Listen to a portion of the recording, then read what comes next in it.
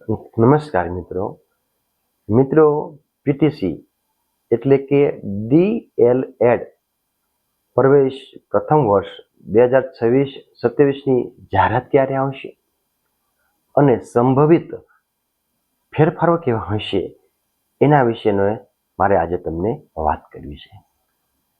તો મિત્રો, હું છું જગદીશ ગિરી ગોસાઈ, પ્રિન્સિપાલ લોક ભારતી અધ્યાપન મંદિર સણોસરા. મિત્રો, અત્યારે ખૂબ ફોન આવી રહ્યા છે કે સાહેબ જાહેરાત ક્યારે આવશે. આમ તો મેં આના પહેલા મેં વિડીયો મૂકેલો જેની અંદર મેં તમને પ્રવેશ પ્રક્રિયા કેવી હશે એના વિશે બહુ વિગતે મેં એમાં વાત આપી છે કે આ વખતે જે પ્રવેશ થવાનો છે તે પ્રાથમિક શિક્ષણ નિયામકની કચેરી દ્વારા એ થશે. કોઈ પણ પીટીસી કોલેજ પોતાની રીતે જાહેરાત નહીં આપી શકે અને ટોટલી પ્રક્રિયા ઓનલાઈન છે. એટલે કે જ્યારે પેપરની અંદર આવે ત્યારે એમાં જે કાંઈ વેબસાઇટ કે પોર્ટલ નામ લખ્યું હશે ત્યાં જઈને તમારે ફોર્મ ભરવાનું અને તમારે જે કોલેજમાં તમારે પસંદગી આપવાની હોય એમાં એક ચોઇસ ફિલિંગ આવશે. એટલે તમે એકથી અનેક સુધી તમે ચોઇસ ફિલિંગ કરી શકો એવી વ્યવસ્થા પોર્ટલમાં હશે. ત્યારબાદ તમારે સ્વીકાર કેન્દ્ર પર તમારે એ ફોર્મ જમા કરાવવાનું છે અને પછી એના મેરિટના 3 રાઉન્ડ બહાર પડશે, જ્યાં તમારું મેરિટ અને તમે આપેલી કોલેજ ચોઇસ જ્યાં અટકશે ત્યાં તમારો એ પ્રવેશ તમારો એ થશે. આ વાત મેં અગાઉના વિડીયોમાં મેં કરી હતી, પણ આજે મારે જે વાત કરવી છે એ છે કે જાહેરાત ક્યારે આવશે. ખૂબ ફોન આવી રહ્યા છે, રોજના લગભગ 101 જેટલા તો એ ફોન મારે એવા જ હોય છે કે જાહેરાત ક્યારે આવશે. તો મિત્રો, થોડુંક હજી વાર લાગશે, પણ સંભવિત હું કહું તો આ મે મહિનાના એન્ડ સુધીમાં એ જાહેરાત આવવાની પૂરી શક્યતા છે. એટલે પહેલું તો એ છે કે જાહેરાત આવશે, વર્તમાન પત્રોની અંદર આપવામાં આવશે અને મે મહિનાના એન્ડ સુધીમાં એવા જાહેરાત એ આવશે. બીજી વાત આપણે જે મારે કરવાની છે કે કેટલાક નાનકડા એવા ફેરફારો એ જે આ વખતે થવાના છે, સંભવિત આ બધી વાતો હું કરી રહ્યો છું, કારણ કે એની પણ જે કાંઈ ઠરાવ હોય એના પસાર કરવા પડે. પણ જે કાંઈ ચર્ચા અમારે થઈ છે મીટિંગમાં એની તમને હું એક વાત કરી રહ્યો છું. તો મિત્રો, પહેલો જે ફેરફાર છે તે એ છે કે બેસ્ટ ઓફ 2 માર્કશીટ એમાંથી આપણે બેસ્ટ માર્કશીટ ગણવી. તો આ શું છે બેસ્ટ ઓફ 2? તો મિત્રો, અત્યારે આપણને ગુજરાત સરકારે એવી રીતે ધોરણ 12 અને 10ની અંદર વ્યવસ્થા કરી છે કે 12મા ધોરણના કોઈ વિદ્યાર્થીએ પરીક્ષા આપી, એનું પરિણામ આવ્યું અને પરિણામ જો એને વિદ્યાર્થીને ગમ્યું ન હોય, એટલે કે એના જે કાંઈ મળેલા માર્ક્સ કે ટકા, તો ફરીને પરીક્ષા આપી શકે.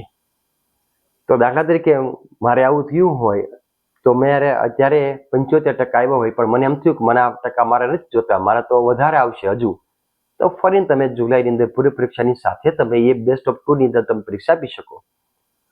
હવે એ જ્યારે મેં પૂરી પરીક્ષાની અંદર મેં વધારે ટકા આવ્યા હોય, દાખલા તરીકે 75 મારે પહેલી માર્કશીટમાં હતા અને બીજી માર્કશીટમાં મારે 80% આવ્યા, તો એમાંથી તમે જે શ્રેષ્ઠ એટલે કે બેસ્ટ ઓફ 2 બેમાંથી જે બેસ્ટ માર્કશીટ હોય એ તમારે જમા કરાવવાની અને એની ટકાવારી જે છે એ આ ડીએલએડમાં પીટીસીમાં એ માન્ય એ ગણાશે.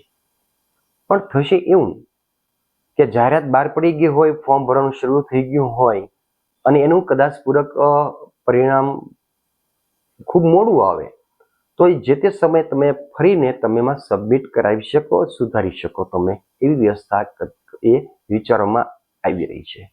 તો આ બેસ્ટ ઓફ 2 માર્કશીટ જે છે એમાંથી આપણે જે સારી લાગે એ માર્કશીટ તમારે જમા કરાવવાની. પણ મેં ફરીને કહું છું, આ બધા વિદ્યાર્થી માટે નથી. બધા વિદ્યાર્થીઓ કાંઈ 2 વખત પરીક્ષા આપવાનું નથી. કોઈ એવું લાગ્યું હોય કોઈ વિદ્યાર્થીને કે ભાઈ મારે ખૂબ હજી વધુ ટકા આવી શકે એમ છે અને એણે જો આવો પ્રયત્ન કર્યો હોય બીજી વખત પરીક્ષા આપવાનો, તો એ એમની માટે છે. તો એક વાત એ થઈ. બીજું કે આના હિસાબે થોડોક પ્રવેશ લેટ પણ થાય, આ પણ એક સંભાવના હું તમને બતાવી રહ્યો છું. દાખલા તરીકે અત્યારે આપણે એક મે મહિનાના એન્ડની અંદર જાહેરાત આપી દીધી, ફોર્મ બધાના ફિલઅપ થઈ ગયા.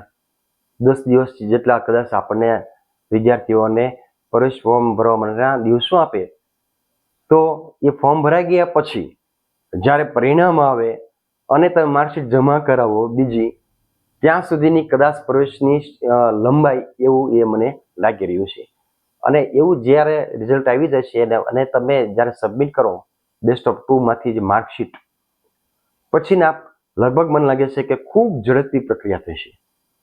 એ 15 દિવસની અંદર 3 રાઉન્ડ બહાર પાડી દેવામાં આવશે અને 15 દિવસની અંદર લગભગ પ્રવેશ પ્રક્રિયા એ પૂરી થવાની પૂરી સંભાવના અત્યારે એ થવાની છે. તો આ એક એ હતું. બીજું એક જે અત્યારે નિર્ણય અથવા લેવાનો છે અથવા અત્યારે એ અમલમાં કદાચ સંભવિત આવશે, તે એ છે કે જ્યાં હિન્દી મીડિયમની પીટીસી કોલેજ છે, એમાં ઘણી વખત એવું થતું હોય છે કે એમાં હિન્દી મીડિયમની અંદર એના તાલીમાર્થીઓ મળતા નથી હોતા, એટલે ત્યાં સીટ ખાલી પડતી હોય છે.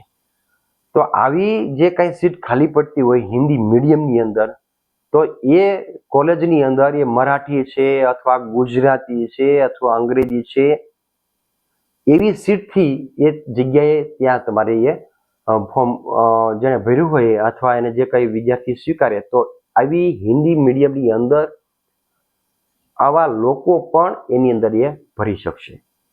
ફરીને મિત્રો આ વાત દિવસે થોડીક અઘરી છે. હિન્દી મીડિયમની અંદર જ્યાં ખાલી જગ્યા બહાર પડી હોય, પણ મેં દાખલા કે ગુજરાતી મીડિયમની અંદર મેં કર્યું છે પણ મને ગુજરાતી મીડિયમ કરતાં મને એમ થાય છે કે ભાઈ હિન્દી મીડિયમમાં હું જો આવી રીતે હું પીટીસી કરું અને મને ત્યાં જો પ્રવેશ મળી જાય, તો ગુજરાતી મીડિયમવાળા પણ એની અંદર એ ત્યાં પીટીસી કરી શકશે. પણ આ પણ મેં તમને કહ્યું એમ બહુ ઓછા વિદ્યાર્થીઓને એ લાગુ પડી શકે છે. ત્રીજી જે વાત હતી મિત્રો, તે આપણે જે 100% સીટ હોય છે ગુજરાતી તમામ, એમાં કઈ રીતે કયા પ્રવાહની કેટલી જગ્યા હોય છે. તો મિત્રો એક વાત જે આપણે છે તે 30% એ સાયન્સથી ભરવામાં આવશે, એટલે કે વિજ્ઞાન પ્રવાહની જે કેટેગરી છે એના 30%, 100% સીટના 30% વિજ્ઞાન પ્રવાહથી ભરવામાં આવશે અને 70% જે છે તે સામાન્ય પ્રવાહથી એ ભરવામાં આવે છે. તો આવી રીતે સાયન્સનું અલગ મેરિટ બને છે અને સામાન્ય પ્રવાહનું પણ અલગ મેરિટ બને છે.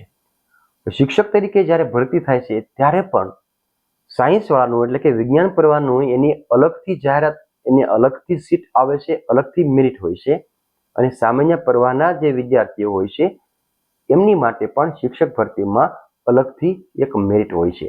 એટલે ઘણી વખત સાયન્સવાળા વિદ્યાર્થીને એવું થતું હોય કે અમારે સાયન્સ છે એટલે ઓછા ટકા આવ્યા તો મેરિટ પણ ઓછું બનશે, તો ભવિષ્યમાં તકલીફ થશે. પણ મિત્રો, તમે જેટલા સાયન્સવાળા હોય એમાંથી જ તમારું એ મેરિટ ગણાશે. એટલે જેટલા સાયન્સવાળા છે એનું અલગ મેરિટ થશે, એટલે એમાં તમને કોઈ કશો પણ ક્યારેય પણ અન્યાય થવાનો નથી. આ એક બીજી વાત. ત્રીજી વાત એ છે કે જે દિવ્યાંગ વિદ્યાર્થીઓ હોય છે એમની માટે જે જિલ્લામાંથી સિવિલ સર્જન દ્વારા જે પ્રમાણપત્ર આપવામાં આવે છે એ વેલિડ ગણાશે. એટલે કે સિવિલ સર્જન હોય જિલ્લાના, એને પ્રમાણિત કરેલું સર્ટિફિકેટ તમારે જોવાનું રહેશે. હા, એ માટે તમને આ બરાબર છે કે નહીં, કદાચ તમને ગાંધીનગર પણ બોલાવી શકે, ત્યાં પણ કોઈ સર્જન રાખી શકે અને બરાબર યોગ્યતા જે કાંઈ સર્ટિફિકેટમાં લખેલી છે એ મુજબ છે કે નહીં એ રીચેક પણ એ લોકો કરી શકે.